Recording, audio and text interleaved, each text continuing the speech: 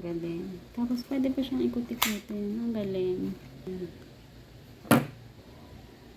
Touch mo lang. Dito sa ibabaw ng aming lababo. Ang galing, o. Tignan mo. Kasi meron tong bakal yung ano namin, shelves namin dito. Ayan. So, ang lakas niya, o. Tignan mo. Oh, grabe. Ang lakas ng pagkakadikit.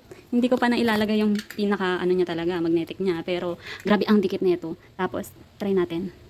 Ang ganding, ganda sa ano, sa kusina. Oh my God, ang ganda. Tapos, iyan mo lang siya, soft touch. Oh, di ba?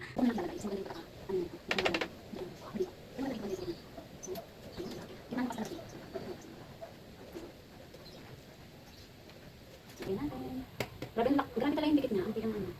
Ang dikit niya talaga, sobra. Ayan, oh, pwede mo siyang iganon. Iganon din, pwede mo iganon. Ang ganda, ang ganda. So, chinard siya kulay pula. Let's see kung magkukulay green. Meron din pala tong tatlong mode. Merong white, warm, at saka yung yellow. And then, kapag nilong press mo naman yung pinakapindutan niya, pwedeng humina, katulad niyan. Pwede ring lumakas. Kapag ikiklik mo lang, soft touch mo lang. Ang galing, di ba? Kaya naman kung gusto mo nito, ilalagay ko na lang yung link sa description o kaya naman sa bio ko, check mo. Yun lang. Bye!